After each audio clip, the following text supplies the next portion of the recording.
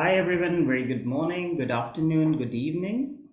Greetings from our side from Bonn, Germany. My name is Himanshu Shekhar, and on behalf of United Nations University, Institute for Environment and Human Security, and our partners for the amazing Climate Academy program, United Nations Climate Change Secretariat, UNFCCC, International Organization for Migration, IOM, and the fundamental support we receive from the Munich Foundation. It's a pleasure to have you all with us. We will wait for some time, maybe a few seconds, to let people move from the waiting room to the main hall of the webinar, and then we will start with the session. I take this opportunity to pass this on to Kees. Kees will be running the session today. Kees, floor is all yours. Thank you, Himanshu, and welcome everybody.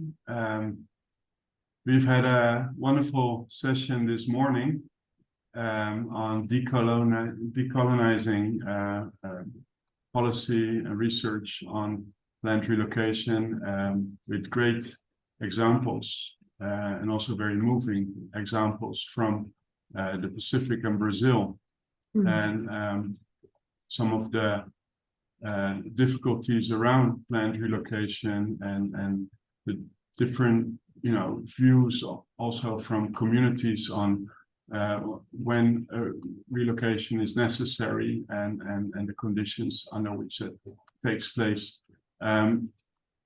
So we've seen lots of differences between community views on this and then governments' views on this, colonial governments, but also present-day governments.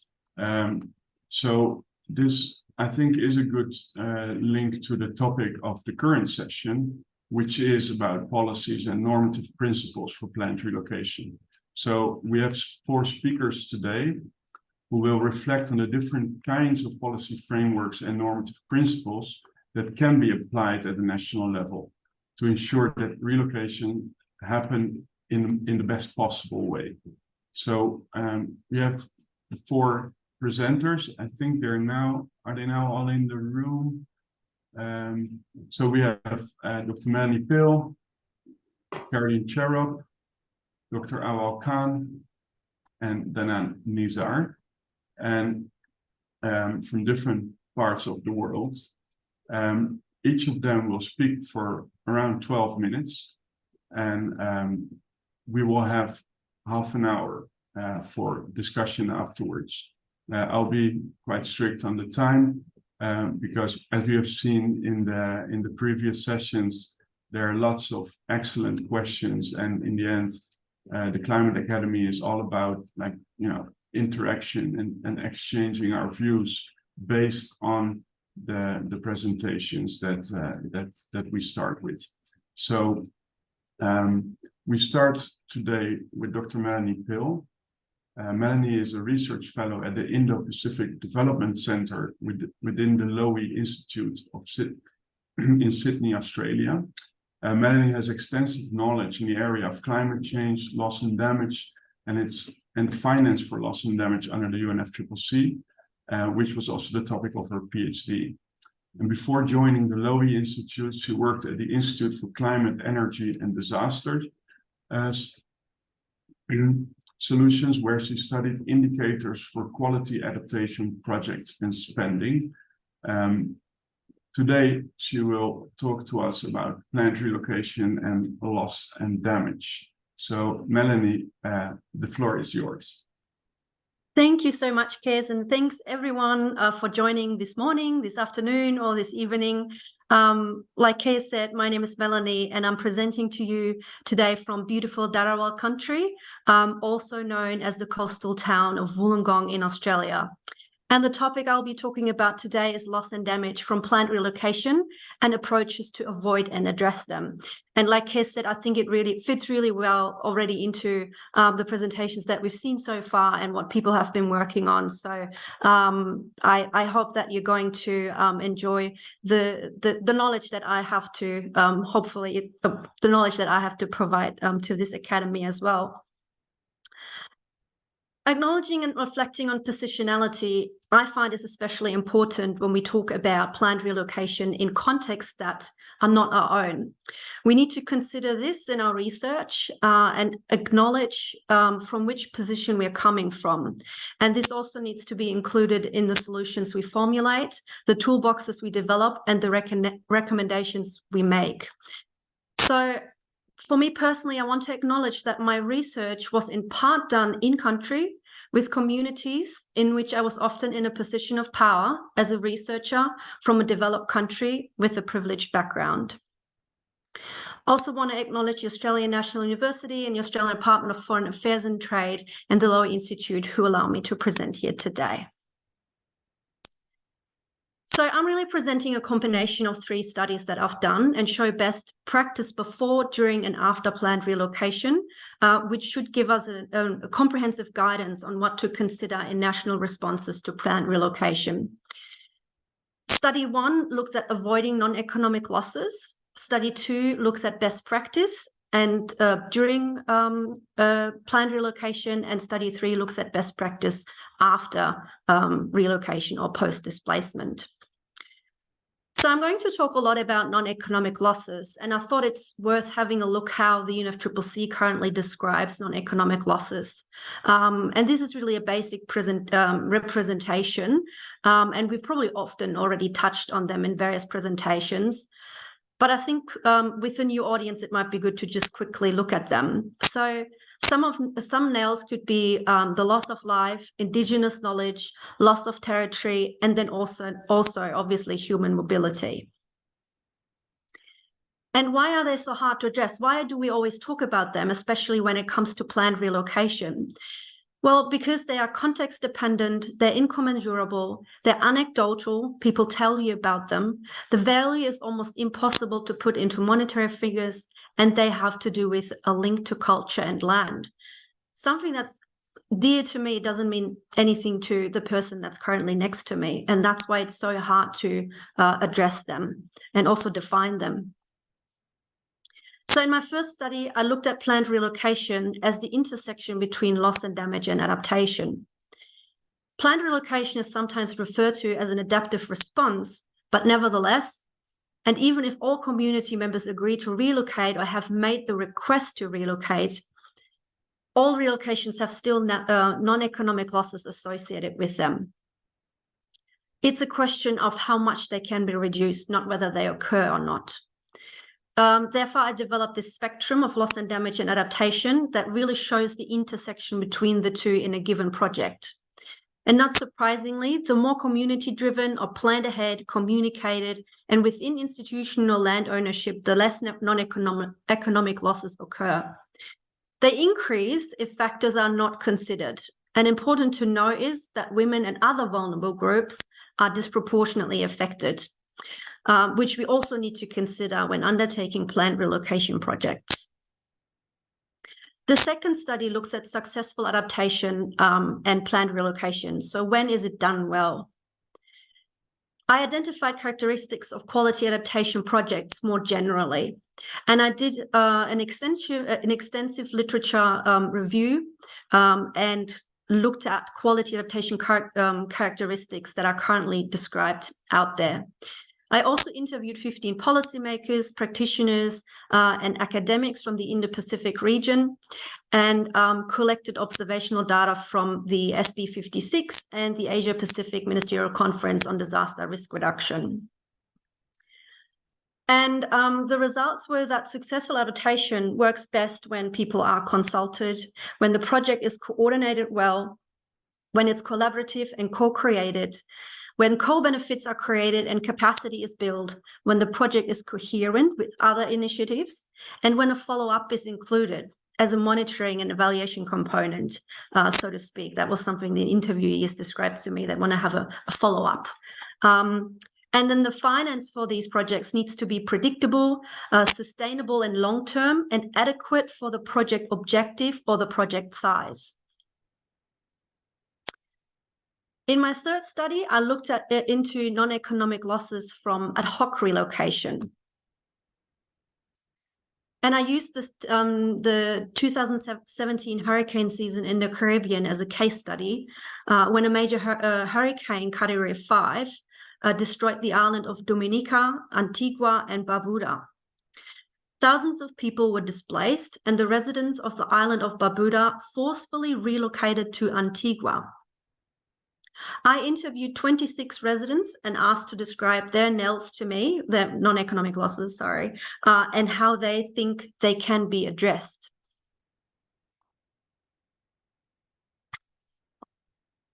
As a top mentioned non-economic loss were memories. People describe them, most of the people describe them as the first thing that came to mind when I asked them about what they think their non-economic losses were after displacement.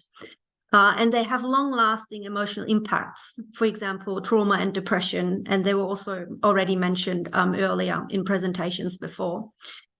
When I asked about what would help for them to mitigate or address these non-economic losses in the context of climate change, compensation was mentioned to be inadequate or an inappropriate response to what they have suffered. Financial distress was also described as a non-economic loss, although we would describe it under the categories that I've shown you before as an economic loss. So that shows that economic losses are and result in non-economic losses, and it will become a little bit more clearer in the next slides. There were also non-economic losses described that are not captured under the UNFCCC or in current literature. These are the losses that are missing. People describe to me such as colonial history, criminal activities after relocation or displacement, political favoritism when aid was given to communities. They were voting certain parties, for example, so that was a problem there.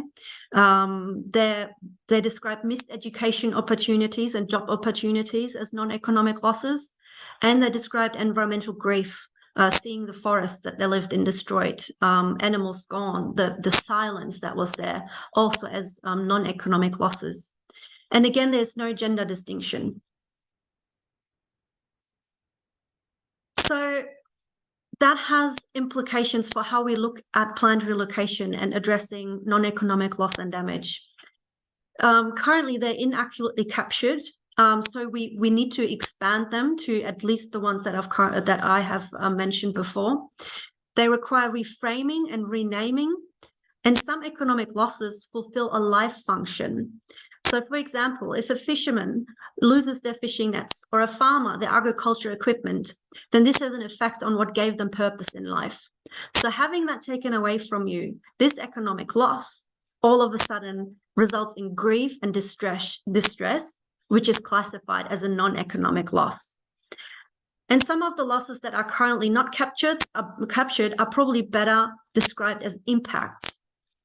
And looking at non-economic losses from planned relocation from this point of view has major implications for how we deliver projects and how we do planned relocations well and help people cope with the traumatic effects of displacement. So how do we address non-economic losses after relocation? I also asked the interviewees that, and they really would like to see long-term assistance and follow-up. So once the project is done, it doesn't mean it's done. We need to make sure that there is a swift back to normal. For example, schools are very crucial. Households need to be set up properly, make life happen again. Also, counseling programs, but long-term, not as one-offs. Recreational activities, giving access to that, especially for children, but also exercise for adults. Tapping into local institutions, for example, make use of churches or women's groups. Create opportunities. Build capacity, for example, for jobs or educational opportunities, getting people back into education. Some have to stop their studies because their life was interrupted so much that they had to discontinue their degrees, for example. Also, creating a safe environment after planned relocation, especially for women and children or other vulnerable groups. And if we do projects, we need to consider political influences and vested interests. So this is really important for planners and the spending of donor money. So in summary, in study one, it really has, it really is clear that loss and damage occurs, or non-economic losses occur, no matter how much we mitigate and how much we plan. People will still feel the losses they suffered from having to live somewhere else. So identifying those non-economic losses early is key. Characteristics of successful adaptation responses need to be locally led and emphasize consultation, co-creation, and co-benefits, as well as contextuality, also something that has been highlighted a lot. And how do we address non-economic losses? Well, we need to recognize that there are more non-economic losses than we currently have identified, and that economic and non-economic losses are connected. So these are some of the things that I think we should consider, especially also in moving forward and developing our outcomes for this academy. And I hope that this will help deliver successful planned relocation outcomes on the ground for people. Yeah, and I think that's it for me. So thank you. And I hope there are some questions maybe now, if not later in the Q&A.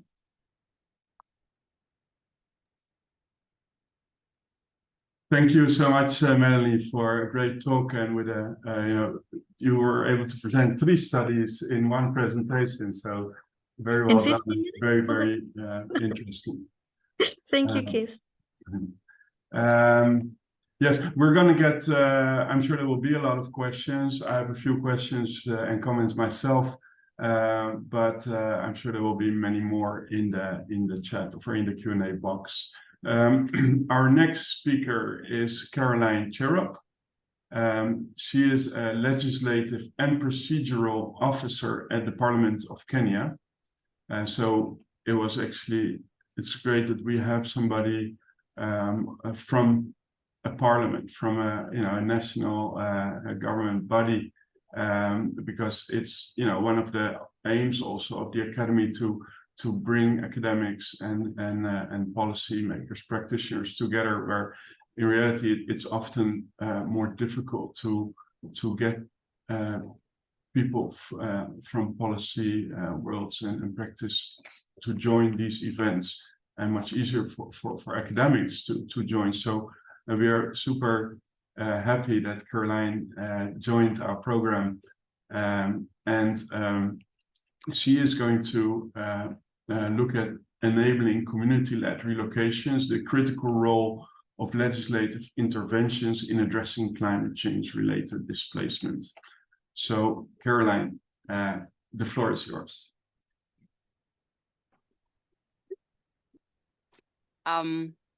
It's a pleasure to present before you this afternoon. Habari zenu from Nairobi, Kenya. So my name is Carolyne, and I'll quickly go to my presentation. Kees, do I need to share my screen? Yes, please. Oh, then just a minute.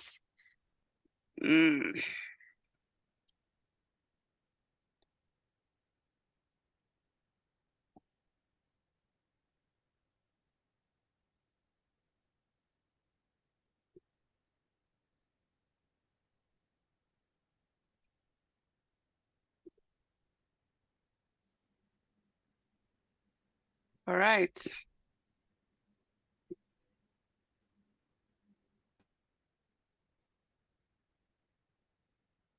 Yes, so the critical role of legislative interventions in addressing climate change-related displacement. And this is basically because we have been accused many times, those of us in the in national parliaments or parliaments in general, that we do not have the lived realities of what happens when such changes occur. And so we have been accused many times of not having a reality-based legislation, or we do not mirror what's really happening in the community. And so when I applied to participate in this course, it's actually a very dear thing to me, because many communities along our coastal regions and around our borders have been affected by well, not borders per se, but those bordering lake bodies and all that. I mean, water bodies have been affected majorly when it comes to displacement. And so we find ourselves in a very critical juncture in human history, marked by this urgent need to adapt to an increasingly volatile climate. And as I mentioned before, I come from Kenya, and Kenya has such different geographical areas where we have sea level, we have areas bordering water bodies, we have deserts, we have rainforests, and such and such. So this hotspots, as we will see, are experiencing intensified negative impacts such as sea level rises, desertification, and extreme weather events. So these hotspots represent zones where the consequences of climate change are not merely forecast, but are lived realities, warranting immediate and long-term solutions. In my experience as a legislative officer, I've realized that we put in place policy. In our country, a policy is usually initiated by the implementing agency, and then Parliament follows up with a legislation. So you'll find the particular policy that the implementing agency will put in place is usually very limited, or the focus is just for that particular period of time. Then after the matter or the event has passed on, that policy is shelved and life moves on. So now when you have to address these issues, because as you can see, climate change is becoming a sort of an occurrence that is happening on an everyday basis. Therefore, there is need for a long-term solution to this issue. That's why, in the context of climate change, legislation is a very important role. So the necessity of planned relocations is the last resort. When it comes to addressing the challenges posed by the climate change hotspots, planned relocations often serve as a strategy of last resort. And last resort it sort of looks like so grievous, because it signifies considerable consequences associated with relocating whole communities. And history, as you have seen, or even from the previous presentations, tells us that relocations can be very detrimental, and it can have such a detrimental impact on community livelihoods, the social fabric, and overall well-being of the community. Yet, under certain circumstances, the challenges posed by climate change leave these communities with no other option but to actually relocate. Therefore, there is need for addressing it. And so in my presentation, we'll consider the Disaster Risk Management Bill of 2023, which is a legislative tool that's under consideration in my parliament. And this bill provides a framework for coordinated national and county level efforts to manage and mitigate disaster risk, including those exacerbated by climate change. I'll quickly give you a background and say that Kenya doesn't have what is it called? An entrenched policy on disaster risk management. What we have is a 2009 policy, national policy, that is so much outdated that there's need for us to actually initiate or input a disaster risk management bill, because what we have currently and what is being used is 2012 act called the Prevention, Protection, and Assistance to Internally Displaced Persons and Affected Communities. I'll quickly tell you that in 2012, this was post an election violence that we had in Kenya. There was a need to rush and have an act that caters for persons who have been affected by violence. Our country underwent a 1-year sort of post-election violence, and so many people were displaced from their homes. And so Parliament at that time felt there was need for that gap to be addressed through legislation. Many of the issues that are addressed in that act actually address matters of relocation because of violence and environmental changes, but very silent, and also economic or constructions that come as a result of an expansion of a road or a what's it called, infrastructure, economic infrastructure that warrants people to be relocated from that place. So now that we have been using that for the last 10 years or so. So now it's about time that we actually need to consider disaster that are exacerbated by climate change, hence the need for this for this disaster risk management bill. So while this bill holds so much promise, its potential for guiding planned community-led relocations needs to be carefully examined and possibly revised. The bill represents not just a tool, but an opportunity to guide planned relocations in a manner that preserves human rights and dignity, while also correcting historical inequalities. I'll quickly tell you at this point that the bill is still under consideration, so much of the provisions in it are still in draft format. Therefore, this engagement with you from academia and other countries would be it's very vital for inputting into the bill and making it better. In our laws, the Constitution of Kenya 2010, we have an aspect of public or stakeholder input. So you'll find it's very important, this exercise we are doing, that we're inputting into it so that it reflects the myriad or the lived realities of communities. Now, as legislation as an external support system, in my view, I find it that it can be a sort of a support for communities facing harsh realities of climate change because of its intended purpose, which is just not serving the current needs, but also the future needs of the community and the country as a whole.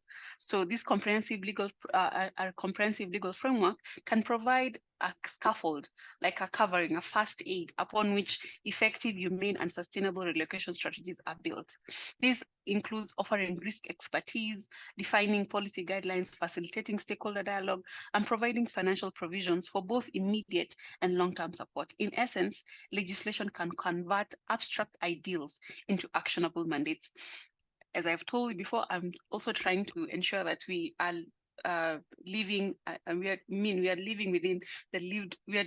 legislating within the lived realities of communities. So while the notion of planned relocations can be fraught with ethical and social challenges, legislation can offer a coordinated pathway that places human rights and dignity at the forefront. We have already spoken about the need of relocating people in a humane way. And I think a well-constructed bill or legislation can have those inclusions where public participation, social and mental health needs, and guide on equitable allocation of resources is done. Such a coordinated approach is essential to avoid the pitfalls of past relocations, which have often been very detrimental to community well-being. We have seen that in Vanua, the Vanua Island. We saw that yesterday with Fiji and also Brazil. So in my view, a coordinated approach is important. Well, most of you would wonder, how does this align with the Climate Academy 2023 objectives? And I'll let you know that these legislative possibilities are actually a perfect dovetail with the objectives of the Climate Academy 2023, because it aims to advance scientific, because the Academy, in as much as seeks to advance scientific understanding of climate risks while promoting effective solutions. This legislation can act as a critical node in this network. So translating research, academia, and dialogue into concrete policies or legislation that preserve the dignity and integrity and future of vulnerable communities. A quick overview of this bill. I've told you, as alluded to before, when we passed our national legislation in 2010, we created sub-regional units called county governments. So the bill seeks to have a national and county level coordination on how disasters are managed, so that this coordination at both the national and county levels are sort of coordinated in such a way that there is seamless communication and effective action across various government bodies. So you'll realize that this bill establishes an authority that actually seeks to ensure that governmental authorization for displacements or environmental preservation is done. So I was comparing this bill with the 2012 Act on the Prevention of Internally Displaced Persons, Prevention, Protection and Assistance to Internally Displaced Persons, and I realized that many of the provisions in the 2023 bill are actually sort of general in their view. It doesn't offer a very integrated multi-level governance model for disaster-related displacements. And so things like, sections like financial provisions, funding mechanisms, they are not elaborate. And a more holistic approach to resource mobilization and location would make the process of planned relocation more effective, more efficient, and humane. So the strengths of the bill in supporting relocations include: one, the national coordination, two, the provisional provisions, which, well, it is alluded to, but it is not very robust. It's not very detailed. And so there is need for more robust injection of ideas on how other countries have benefited from this kind of way of dealing with relocations, especially when you have financial implications. What would serve the community best? And the third thing is that the bill has a non-limitation of fundamental rights. It emphasizes the need for respect of human rights during displacements. So the shortcomings of the bill, as I've mentioned before, is that it's not very explicit, and there's need for more work there. And then the stakeholder dialogues is not very much, it's not very broad. And so there's need for it to be more broader and more engaging, and to have more voices included into it. So in my view, some of the key considerations that we need to have, coming from the experience that I've had over the last 10 years in Parliament, is that legal and policy frameworks should have such a what's it called, a sort of seamless view of what communities are feeling, and then what, I mean, not really feeling, but what they're going through at that critical moment, and then projecting into the future, because as legislation should not just serve the current needs of a community, but look into the future and actually extrapolate and see what happens when such and such things happen. We're also looking at the gendered and cultural dimensions. The issue of women, children, and persons with special needs need to be considered when we are concerning ourselves with this relocation, and having their aspects or their interests covered in legislative interventions. And so in my view, that in the 2012 Act, has a stronger provision on informed consent and human rights as compared to the 2023 bill. And I'm hoping that once we sit down and consider all this, we can improve on it as a team. And so, Caroline, sorry, I guess you're already coming to an end, but yes. I hope you can finish in 1 minute max. All right. So in order for this coordination to be seamless, you need, in my experience, to ensure that there's political will, which is crucial for the enactment and enforcement of legislative tools, resource mobilization, and the coordination for among multi-stakeholder stakeholders. And so I want to end my presentation by posing these 3 questions to us, which is: who bears what cost? And this should be on resource mobilization. How do we include this aspect in a legislative proposal? And how should benefits be adequately distributed?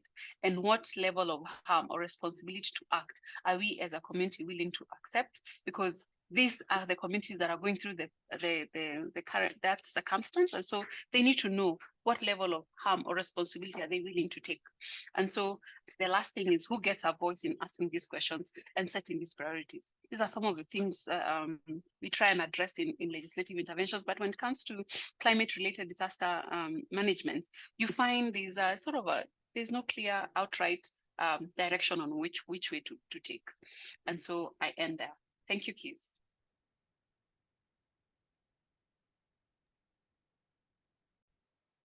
Thank you, Caroline. Yeah, great to also hear from the experiences in Kenya from more national government, parliament perspective. the questions you posed at the end, I'm not sure whether we'll be able to get to those today, but I really think it's important that you bring those questions also to the in-person week that we will have in Senegal, because that's the moment to share this. And yes, we see you now. We had problems seeing you during the presentation, but I think we were able to follow you well. And let's quickly move on to our next speaker, Dr. Awal Khan from Independent University in Bangladesh, where he is a professor of law, and he engages in teaching and research there. Awal did his PhD at the Western Sydney University in Australia, and was also a visiting scientist in several European universities. And in his work at Independent University of Bangladesh, he focuses on environmental law, climate change law, and policy, and also human rights. Awal, please. Yeah, yours. thank you, Kees, for giving me the opportunity. Let me share the slide. Maybe I can use the screen share right here, right?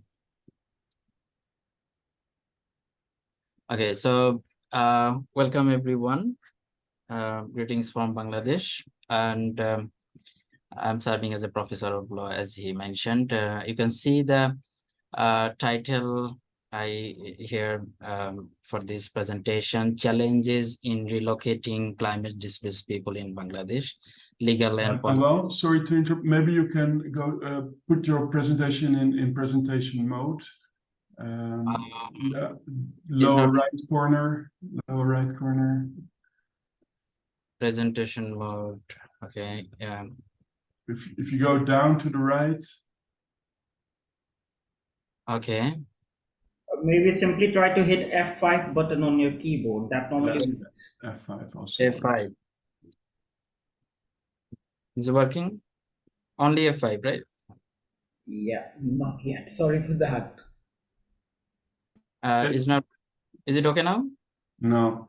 If you go to the bottom of your screen, on the right, further down on the bottom, down, the bottom, and then two more to the right. Yeah, two more to the right.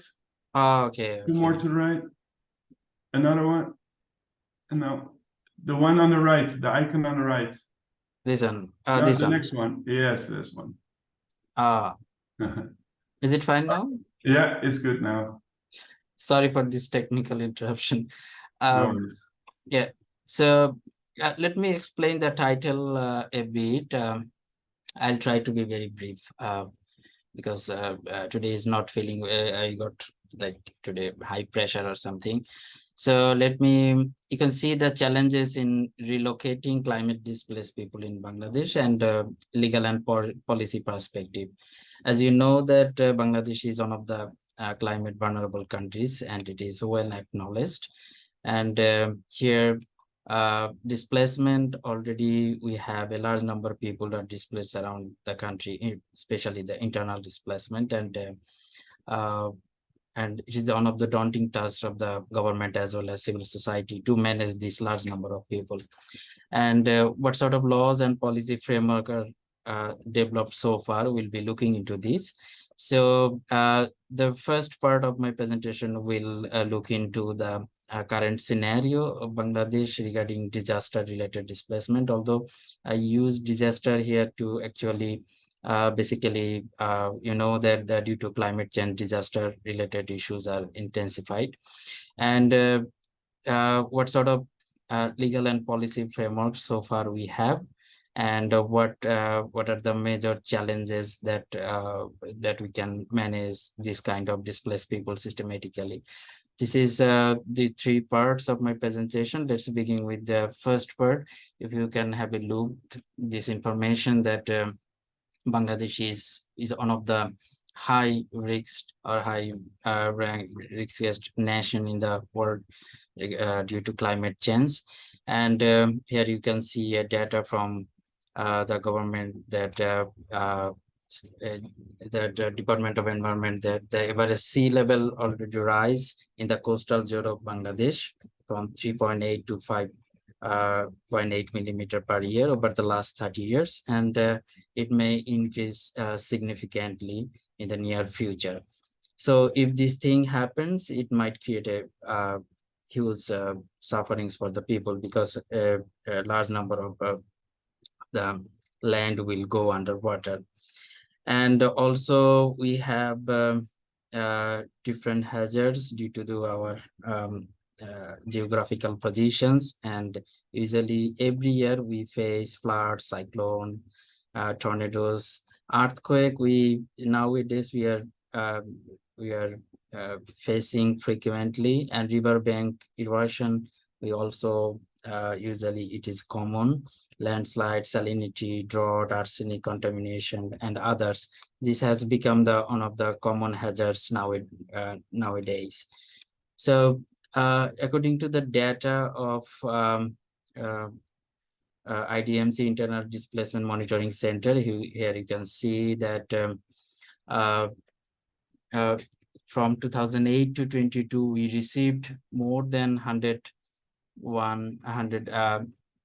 different disasters, and due to cyclones, it's displaced already 110,000 people a year, and there is, you can see that 426,000 more than that people are displaced at the end of this 2021.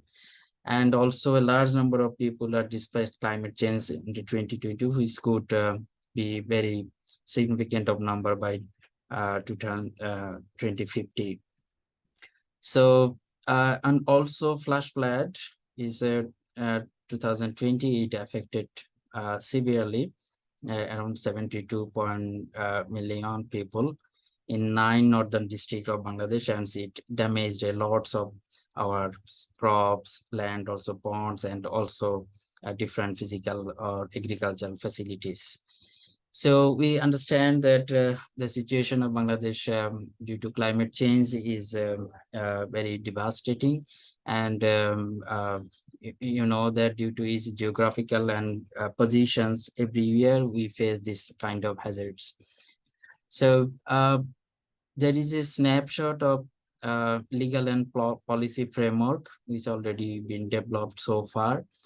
First, we need to mention that the Constitution of Bangladesh has very specific mandate and provisions regarding the environment and human rights issues. Here, the fundamental from Article 8 to 25, we have fundamental principle of state policy, and also here we have a particular provisions for protection of improvement of environment and biodiversity in Article 80A. So these fundamental principles of a state policy, here the provisions, it says that there are different kinds of rights of the people are mentioned. For example, protection of environmental biodiversity, and also right to food, clothing, shelter, education, medical care is also considered as one of the fundamental principles of state policy. So if the people are displaced, or if they are moved from due to disaster or climate change, then they usually suffer lots of human rights suffering. That's why it is the duty of the government to give them protection under constitutional mandate. And also there is a Bangladesh Climate Change Strategy and Action Plan. It was initially developed in 2009, and at the moment the updated versions, the government is making the updated one. So basically this document was is presumed as one of the comprehensive document regarding for the climate change strategy and different action plans. And under this document, it indicates relates the relation between climate change and displacement in Bangladesh, and it mentions that riverbank erosion and saline water intrusion in coastal areas will likely displace hundreds of people. And also this document mentioned about the the consequence of the sea level rise, and also their impacts for the displaced people. This document has highlighted different opportunities and priorities for the displaced people and their protection mechanism through multi-purpose cyclone shelter or coastal making coastal embankments or making temporary housing or etc. But not only this document climate change, this document did not highlight climate change threat, but also for enhanced monitoring and internal and external migration and advisory bodies are also mentioned there. And the capacity building, rehabilitations, and different procedural and infrastructure development issues are also mentioned in this document. And this document actually also mentioned the participations of civil society, NGOs, researchers, and different organizations to work with the climate change vulnerabilities to address the displacement. Although this is a policy document and it has no legal or enforcing capacity, but different plans and programs are being developed under this document. And if we see this national adaptation plan, which was updated until 2022, this document also mentioned different programs and strategy relating to agricultural and also ecosystem, biodiversity, and also other consequences relating to climate change or disaster. But there is all this adaptation plan. They have different strategies and outcomes addressing or managing climate change related displacement and also disaster. But planned relocations and other that what would be the long-term strategies of the government, these informations are not actually addressed. And there is one statutory provisions I'd like to mention, that is Disaster Management Act. Disaster Management is a statutory and legally binding document. Although this document is legally binding, but one of the shortcomings of this document that it has different that means committees formation is mentioned there, but we understand that how the committees will be properly functioning in, and also what would be their coordination among different bodies. There is actually not, and also their different roles are not clearly mentioned. Disaster Management Act, disaster-induced displacement issues are identified or mentioned in this document. And also Disaster Management Act says about disaster zone declaration, participation of different forces to manage disaster systematically from ground to policy central level. These provisions are mentioned here. But Bangladesh government responsibility to mention the disaster systematically through this legally binding document has become one of the mandatory or obligatory issues.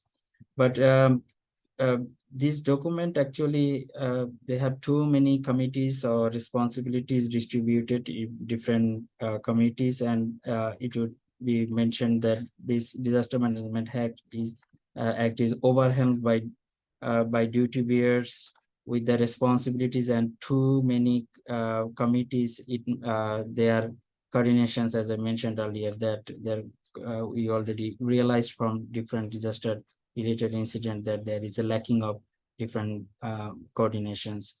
So sorry, Awal, yes. sorry, you have 1 minute left. I think you just have one slide left. Maybe you want to go. Oh, sorry. Maybe you want to go to the last slide. Yeah, sure.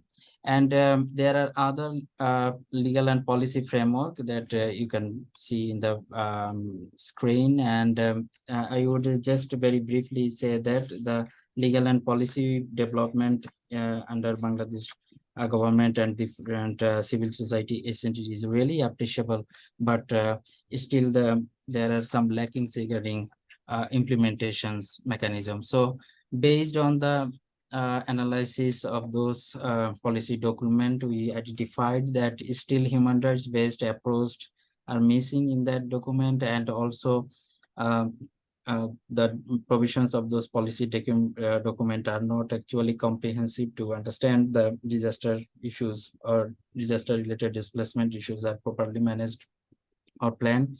And most importantly, that before, during, and post disaster management issues are actually, we see every time we see there are lackings or there are shortcomings because people are not properly happy with the management system, especially those who are victims.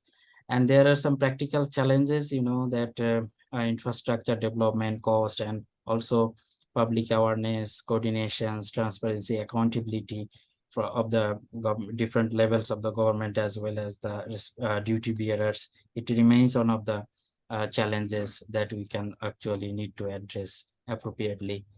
So this is all about of my presentations, and thank you for your patience. Thank you, Awal. We are now ready for the last speaker of today, and that is Danang Nizar from the Raoul Wallenberg Institute of Human Rights and Humanitarian Law in Indonesia, where he's a program officer for climate change and human mobility. Danang also worked in several other international organizations such as UNU-EHS and IOM. And his areas of expertise include education, youth engagement, disaster risk reduction, displacement, gender, and sustainable agriculture. And today, Danang will talk about the recognition of indigeneity status, sorry, that's a difficult word, and why it is important for right-based planned relocation. So, Danang, the floor is yours. Thank you very much, Kees, for the introduction. So, good evening all from Manila, Philippines. As mentioned by Kees, my name is Danang. I'm from the Raoul Wallenberg Institute of Human Rights and Humanitarian Law, or RWI. But then additionally, I'm also representing the Asia Pacific Academic Network on Disaster Displacement, or APAN, which is a network of scholars from the Asia Pacific who are focusing on the issue of the interlinkages between climate change, human mobility, and human rights. So today I'll share with you my experience in engaging with the government of Indonesia in supporting the coastal indigenous communities and facing the changing climate condition, particularly in the context of the state's recognition of the indigeneity status, as well as the rights-based planned relocation. So for a start, I'll share with you a brief snapshot of the climate change, indigenous communities, as well as the planned relocation issues in the context of Indonesia. So for those of you who are not familiar with Indonesia, so this is the map of the country. So Indonesia is the world's largest archipelagic country, where around 70% of the area is consisted of sea and coastal ecosystems. This makes Indonesia, of course, highly vulnerable to the adverse impacts of the climate crisis. Most temperature rise projection for Indonesia suggests that the overall warming is in the range 0.8 to 1.4 degrees Celsius by 2050s. And according to the latest data from ADB, Indonesia is ranked in the top 3 countries with the highest climate risk. And without effective adaptation, 1.4 million people will be at risk to extreme flood in the next 15 to 20 years. And as an archipelagic country, Indonesia is, of course, particularly vulnerable to sea level rise, with the country ranked as the 5th highest in the world in terms of the size of population inhabiting the lower elevation coastal zones. And again, without effective adaptation, the total population likely to be exposed to permanent inundation by the period of 2070 to 2100 could reach over 4.2 million people, which is slightly bigger than the current Berlin population. So in terms of the indigenous peoples and local communities, or IPLCs, Indonesia is a very diverse country. So the Agency for Indigenous Areas Registration has registered 26.9 million hectares of indigenous areas, which belongs to around 1,500 IPLCs. However, from that amount, only 13.9% of the areas that already receive recognition from the state. And from that small percentage, only 11% of the areas are sea and coastal-based ecosystems. So as you can see here, it's very unfortunate that even as the world's largest archipelagic country, the narrative of indigenous rights in Indonesia is still predominantly dominated by the terrestrial and land-based discourse. And the government of Indonesia has a pretty long history of resettlement program, although it's the unsuccessful one. For example, in the name of development in the 1970s, the government introduced a nationwide program called Resettlement for Remote and Isolated Communities, which refers to IPLCs who inhabit the remote and isolated areas. This program was done in a top-down manner with very minimum and even almost no consideration of socio-cultural considerations. So, for example, the hunters-gatherers and nomadic communities were forced to practice agricultural livelihoods and lifestyle. So, as a result, many of the resettled communities decided to move back to their original homes. Another case was resettlement as a form of disaster risk reduction, or DRR. So, for example, as a response to the devastating 2004 Indian Ocean tsunami, the government decided to relocate coastal IPLCs in Mentawai Island to higher and mountainous part of the island. But then, unfortunately, this intervention was exposing the IPLCs even to new risks, such as earthquakes and food insecurities. Because the communities were not assisted to gradually shift their livelihoods from fishing to farming. Thus, when the 6.9 Richter scale earthquake hit the island in 2009, the relocated communities experienced the highest casualties compared to the local communities. So as I mentioned earlier, there's only a relatively small amount of coastal indigenous communities who has been recognized by the state. So to give you the context where they are located, so all communities are located in the eastern part of Indonesia. And if we lay over the data with Indonesia's Human Development Index, or HDI, we can see that most of those communities are located in provinces with middle HDI, so this orange part in the map. So this information provides us insights that in the current system, the indigeneity status recognition by the state does not necessarily strengthen the community's resilience in facing the climate crisis. So in terms of regulatory framework, I should say that the government of Indonesia is quite progressive in a way, because for instance, the government has enacted 62 legislation and policies related to climate change and has submitted 9 documents to UNFCCC, including for the NDCs. And then in the context of coastal IPLCs, the government has 32 legislation, both at national and subnational level.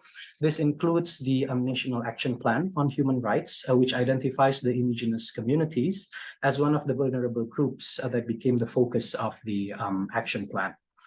But however, as we all know, enacting regulations and policies and implementing them are two different things. So currently, there is still a wide gap in the implementation of these regulations and policies.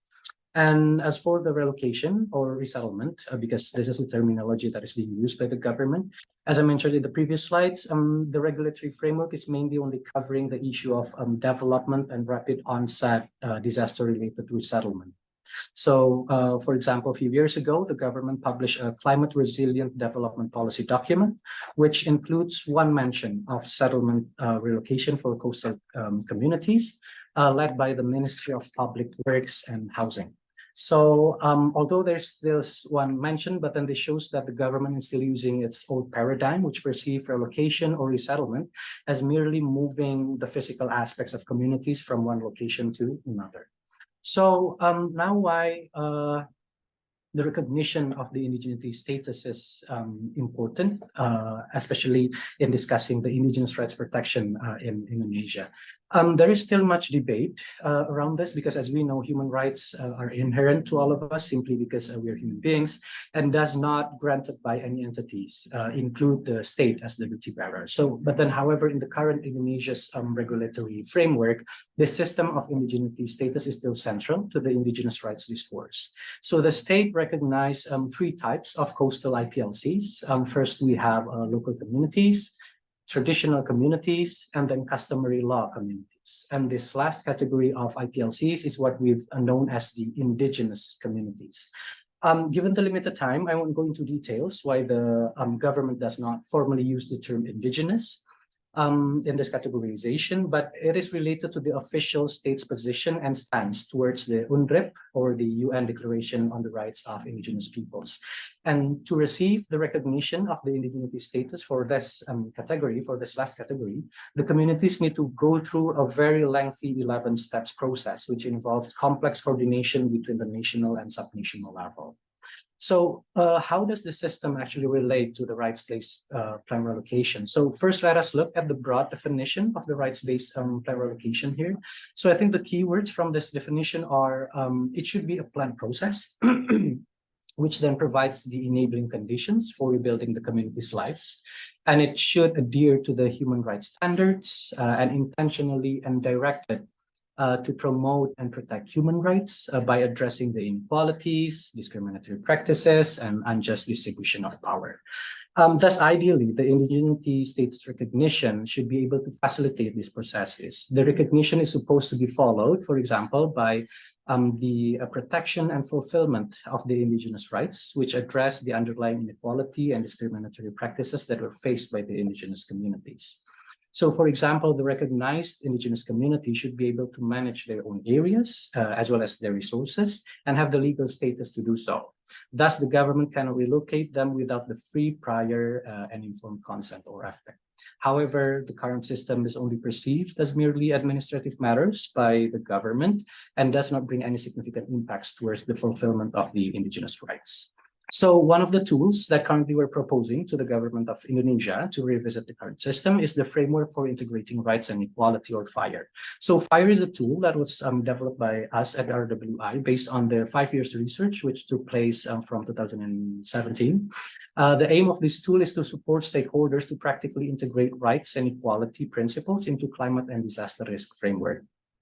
So although, as we know, there's a plethora of evidence on theories and mechanisms on human rights and gender-based approach in DRR and CCA, but we see that there's still an absence of systematic consolidated framework that could be used in multi-stakeholder and multi-level governance settings. So as you can see on the screen here, the 6 dimensions of FIRE are not only covering the legal-oriented human rights instruments, such as fundamental rights and equality, and governance systems and structures, but it also covers the sociological aspects of it, such as the agency and empowerment, as well as the social norms and context. Again, in the interest of time, I won't go into details on FIRE, but then hopefully we could discuss more of this during the Q&A session. So what's next from here? So currently we are in the process of advocating the review of the existing indigenous rights protection system with the government of Indonesia, particularly to ensure that the indigeneity status recognition system could contribute to enhance the adaptive capacity and resilience of the communities, including by protecting and fulfilling the rights of the indigenous communities.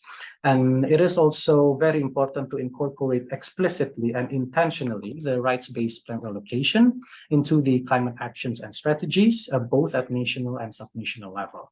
And lastly, it is also important to support the government in widening their perspective regarding resettlement concept, so they could shift the paradigm from built environment and physical material consideration into a more holistic approach, which considers all relevant types of rights, such as the one that is laid out in the 6 dimensions of FIRE.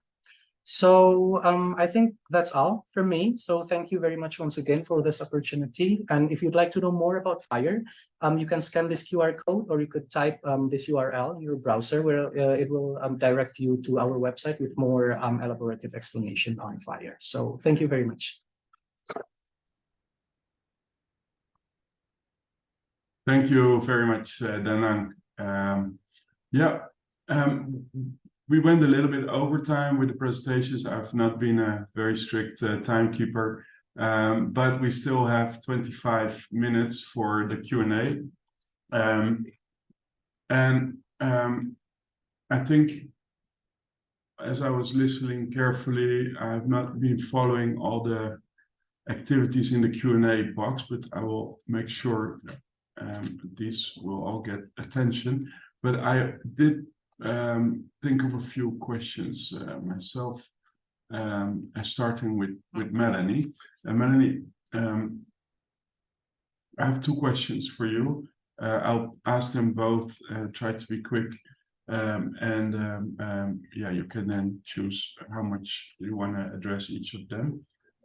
So in the first two studies that you presented, the outcomes of the studies were kind of, when I read them, like, okay, the planned relocations are more successful when consultation has taken place, when there's been follow-up in the end, and that all seemed to me very like, yeah, things that we would think of before even going to field, right, or doing any kind of empirical study. So as you didn't have much time to speak about methods, I would like to ask you to elaborate a little bit on whether these were actually findings from empirical research or literature review on that reports on empirical research, or whether these were more kind of normative ideas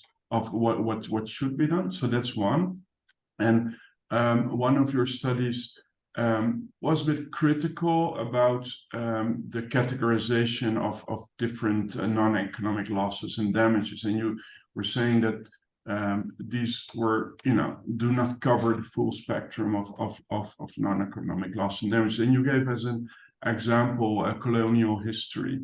And it just made me wonder, because yeah, I've been working a little bit on non-economic loss and damage myself, and I've seen these different categorizations, and there's always room to improve. But I was wondering, when you say colonial history, is it a non-economic loss and damage in itself, and therefore should be included as a category, or is colonial history something that has caused, has led to NELT in the different categories? Not sure if my question is right. So I'm questioning actually whether colonial history should be included as a NELT in itself, or just something that causes NELT. So over to you. Thanks, Kees. Very big questions there. I brought a few things down, and I hope if I address them correctly, and if not, just let me know. So in the first study, I actually did a comprehensive literature review on non-economic losses in the context of planned relocation, and I focused specifically on the Pacific. So I looked at some relocation responses. I looked into literature that had frameworks developed for managed retreat, for example. I looked into the development or the evolution of the word planned relocation in the IPCC report, how it was actually introduced, and then how it developed from a potential but a last resort adaptation response more into something like, well, it's actually now, because we have come so far with climate change, it actually now is an adaptation response that needs to be considered. And so that's looking at all the frameworks and what was out there. I developed this spectrum of from adaptation to loss and damage. And I realized that even though we now start to consider planned relocation as a viable or as a possible, unfortunately possible, or necessity to do in the current era of climate change, we still have non-economic losses associated with planned relocation. And we had that in our first session where we had a gentleman presenting on the planned relocation guidelines in Fiji. They only do the relocations if, I think it was 80 or 90% of the community needs to say yes to that. The community needs to approach the government. So there were certain things that needed to be in place before they're actually saying, well, we're going to do this planned relocation now. And then they had the standard operating procedure. Nevertheless, non-economic losses for all of the people, even though they said we want to move, will still occur. They will still have to leave their livelihoods behind. They still have to go to a different school. They still have to collect food in different places. So that really, in the first study, that really led me to think about that there will always be non-economic losses, and we need to address those. And specifically in this one was actually with a focus on small island developing states and specifically case studies in the Pacific.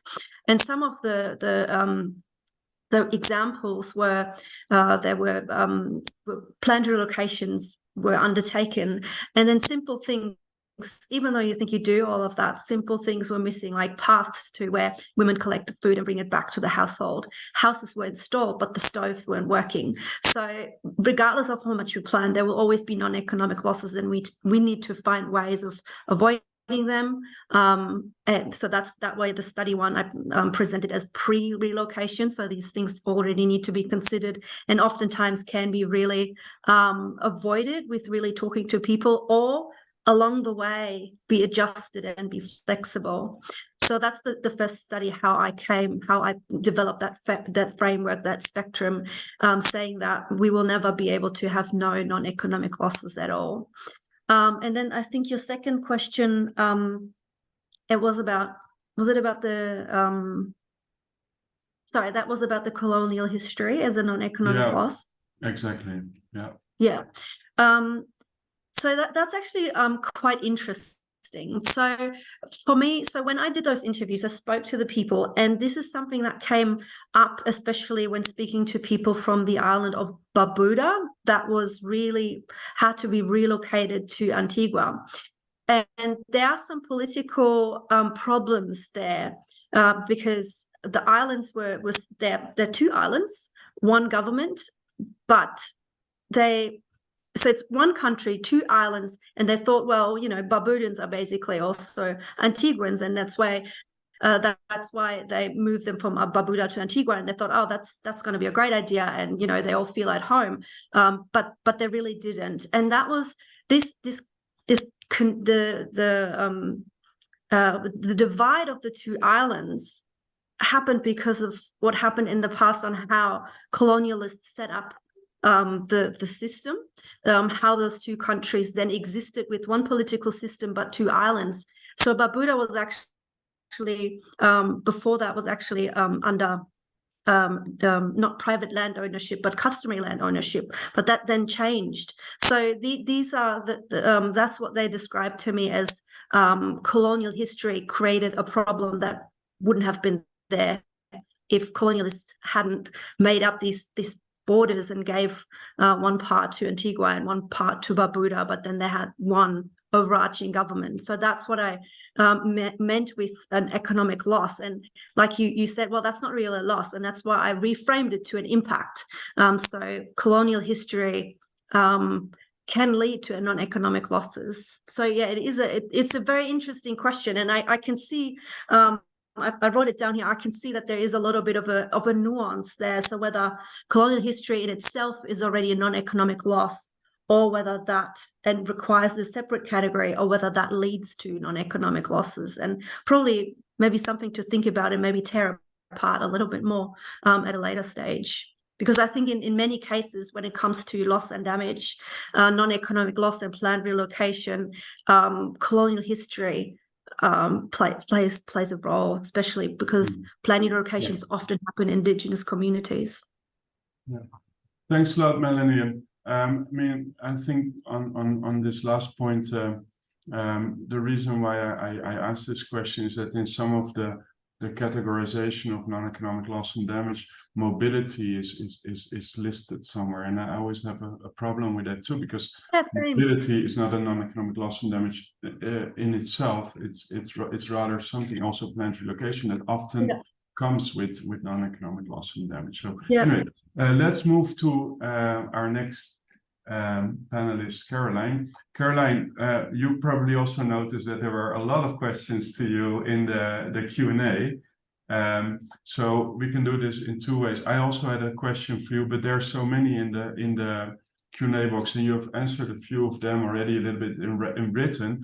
But you know, without having to answer all of them, I just maybe would ask you to reflect on some of the things that are said in the box, and just choose the ones you most would like to address, if that works for you. And if you're very fast, I would ask you another question myself, but that's up to you. Okay. Thank you, Kees. I'll just quickly go to inform that the bill is still in draft stage.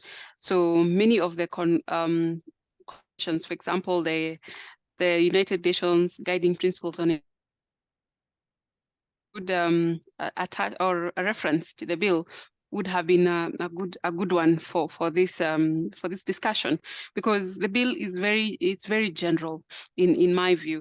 And so if you consider the act that I spoke about on the prevention and assistance to internally displaced persons and affected communities, the reference was what was happening in our country at that point, as well as there was a Great Lakes Protocol of assistance to internally displaced persons. So you'll find that there was also the issue of bordering countries also being part of the package, where the Great Lakes, which Kenya is a member of the Great Lakes.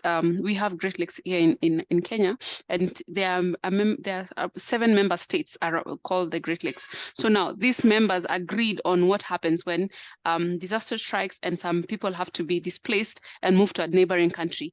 Now that act was quite comprehensive in that form, but now the current matter that we are talking about, the bill doesn't encompass that. And so these are some of the shortcomings that I hope we can discuss further during our meeting and find ways in which you can marry the two, I guess, and borrow, because the previous act was because of what was happening, violence and such, and developmental projects. But now when it comes to climate change, you will realize most of the policies that we are enacting right now are reactive. They are not well thought through, or they are because of something has happened and we need to act right now. So I would end by saying, I think there's more thought to it. I have seen a question concerning what happens to people who are what's it called, the high cost of living, they need to be displaced. Well, the bill doesn't cover that, unfortunately. Maybe we'll look at this at a later stage, where we are also considering humanitarian support. Well, I guess I have that case to say. Thank you. Thank you, Caroline.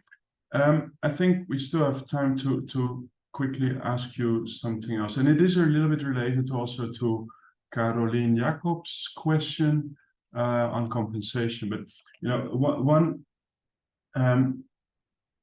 one thing I read in one of your slides it was about governmental authorization for relocating communities for development and environmental conservation, right?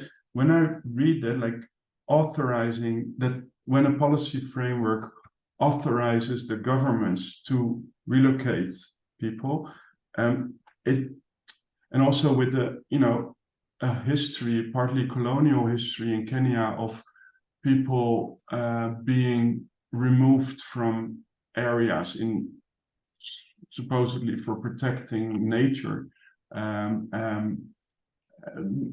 When I read this kind of the language of authorizing the government, I wonder whether such policy frameworks are actually helping to do planned relocation in a way that is like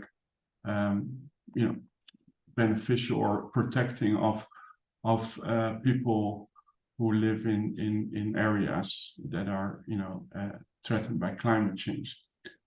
So it relates a little bit to Caroline's questions on compensation, for example. So maybe you want to reflect a bit on that. Do I just read that totally wrong? No. Mm-hmm. Maybe you want to say a few words. To what extent are these policies actually a tool for the government to be able to relocate people, or are these policies really meant to protect the well-being of people themselves? You'll realize in our country, we act more for the outcome, usually not about the people.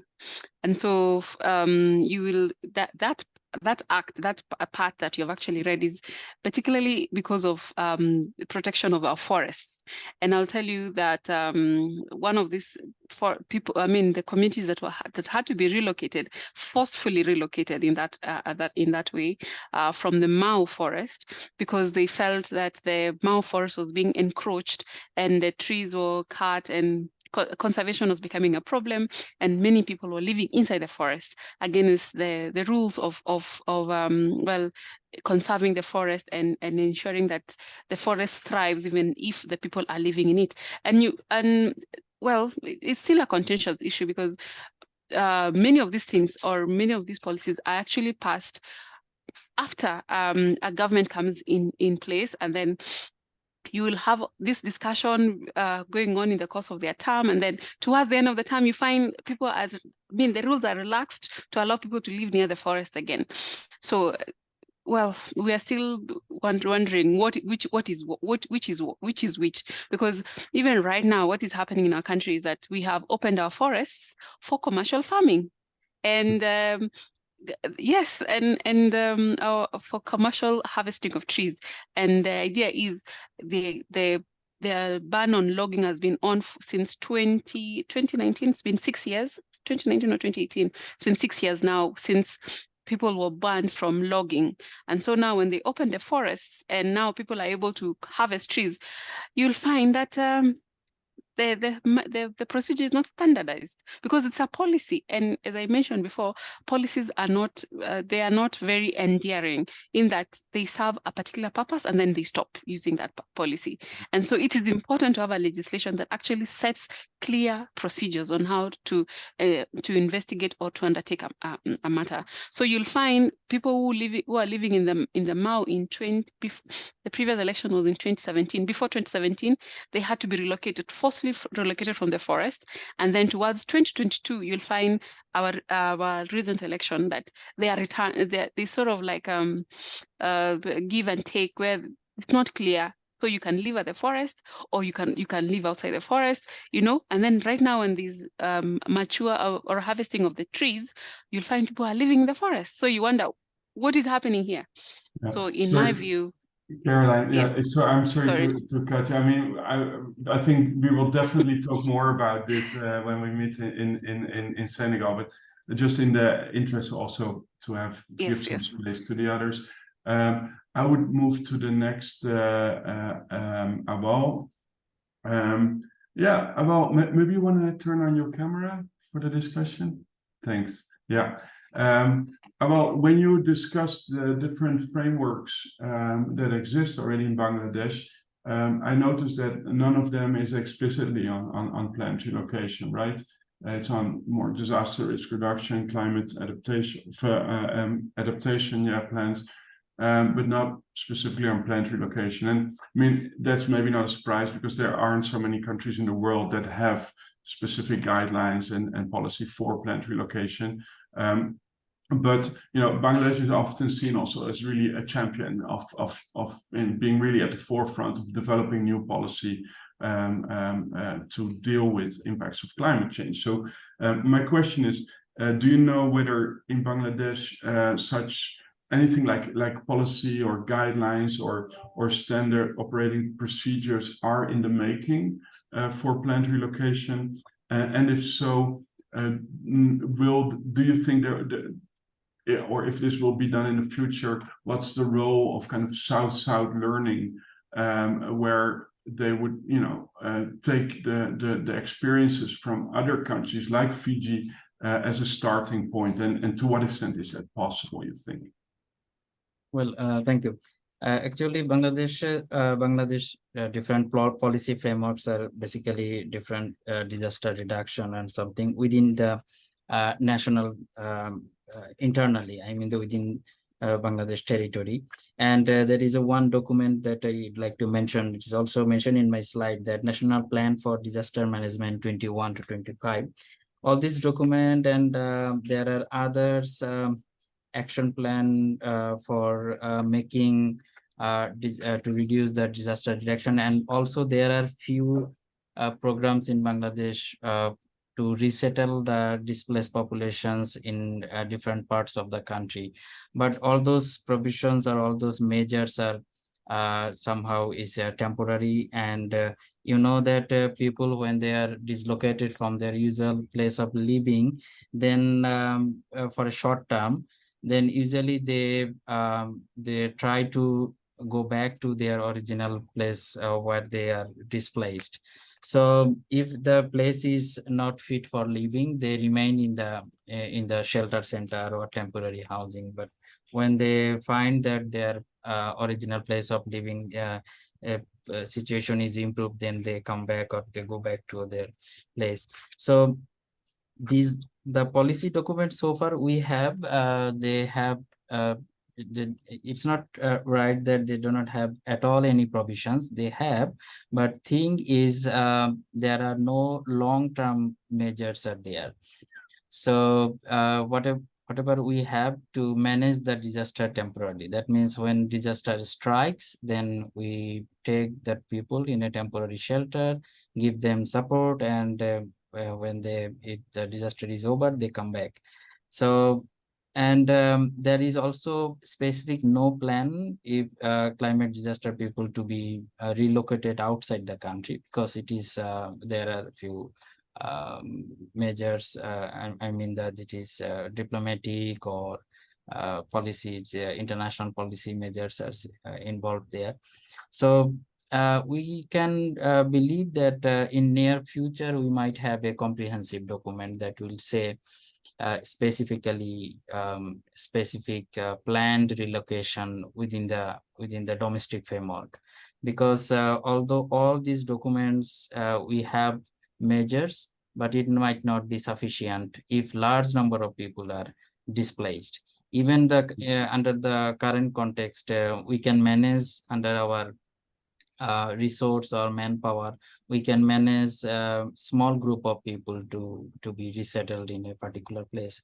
But if the disaster strike and a significant large number of people are displaced, then it would be quite impossible to manage all of them systematically. That's why we need a specific document for near future, and we don't have at the moment. So we should have. Thanks a lot, Awal. I want to now move to the last speaker, and I'm sorry, we're probably going to go a few minutes over time. Sloppy timekeeping from my side. I'm really sorry about that, but I still hope people can stay on for the last bit, where there are some good questions to Danang in the chat and or in the Q&A box.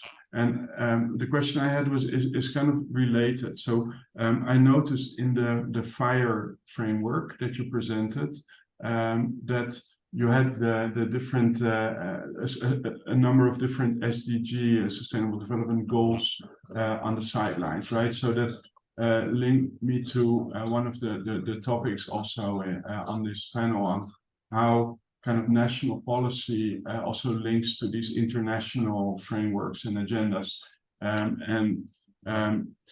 So I would, and there are actually two questions I think that are related a little bit to that. You probably saw them in the Q&A box, Danang. So I don't have them right now in front of me, but so maybe you just want to elaborate a little bit on how the FIRE framework also relates to these international frameworks. So not just the SDGs, it could also be the CBI framework, UNFCCC processes, etc. Totally. So yeah, thank you very much for the question. Okay, so for the question in the Q&A, I already answer it in written. So for your question, actually, sorry that I don't have the time to really elaborate more on FIRE. So the thing is with FIRE is that it's the consolidated version of all international standards and guidelines related to human rights and gender principles. So the idea of this framework is to help the stakeholders to really and to practically actually integrate the human rights and gender equality principles into their climate change adaptation and disaster risk reduction. The premise or the idea behind this framework is exactly what you just mentioned about the gap between the international standards and guidelines, as well as the implementation at national level. Because most of the time, especially based on our experience as well, working with different national government in this region in Asia Pacific, is that they don't really know. It's not that they don't really know, but then they still need to be supported, I mean, the national government, on how to really translate those international guidelines and standards at global level, and commitments and convention at their national level. Because not everything is sometimes relevant to their national context. But then what we're trying to do with this framework is that at least we gonna support the government in this case to have all the standards and guidelines in one place. So it's basically like a massive menu of things to be considered when they want to integrate human rights and gender equality into their DRR and CCA strategies. But then we could also use FIRE to assess some kind of situation as well. For example, if there's, for example, we've tried to pilot this FIRE in Nepal and the Philippines when the government at the moment was revisiting and in the process of reviewing their land use plan. So at that time, we don't use all the 6 dimensions, but only around 3 to 4 dimensions that is closely related to the context at that time. So I think that's how FIRE could really try to contribute in bridging between the international commitments, standards, and guidelines to the implementation at not just at the national level, but as well as at the subnational level. Because at the end of the day, I mean, this is also the case in Indonesia, because I mentioned as well that Indonesia is maybe, I don't know, ironically, quote unquote, with my presentation, haven't ratified the UNDRIP because they have their own views on that. So it shows that sometimes I mean, as international organizations, we also still need to respect the position of the government. So, but then at least with this framework, we could have all the complete menu, and then not cherry picking, but then look at the priorities which is more relevant to be implemented in that national context. Because as we know, not all countries in the Asia Pacific, I mean, you could freely talk about human rights, but then at least with this framework, you could start somewhere and then see how it goes from there. Thank you, Danang. Yeah, we are reaching the end of this panel. Thanks so much to the presenters for presenting their excellent work. I'm going to quickly hand over to Himanshu, who would just close the session for us and maybe announce the next session. Indeed, no, it was so fascinating listening to everyone. I realized, oops, the time is up. I must thank everyone who took time today. Thanks for Danang, Melanie, Carolyne, and Awal, and of course, Kees. I must also thank the people who have been listening very carefully. It's just impressive. It's not that we are organizing the event. In general, seeing many of you engaging with us, sharing documents, sharing your feedback through chats and questions, and staying almost throughout the entire 90 minutes. It's difficult to, sit on one place and listen to something so deep, and to focus on the session on, structure of keeping it a bit deep, but this time more towards the community. We invite you to join us again for the last session of the day, the very last one, where we talk about community. So far, we have talked about different aspects, but what it means to really put community at the center of everything. We have heard from all our speakers, and that is precisely what we will be digging into. The session is called After Relocations on Community Wellbeing, Cohesion, and Livelihood. Centering community in adaptation versus relocation decision making. My apologies. And this session starts at 5:30 p.m. our time. So that would be 3 hours from now. Thanks again, everyone, for joining, and wish you all a nice evening, nice day, and take care of yourself. See you again. Bye, everybody. Thanks. Bye. Bye.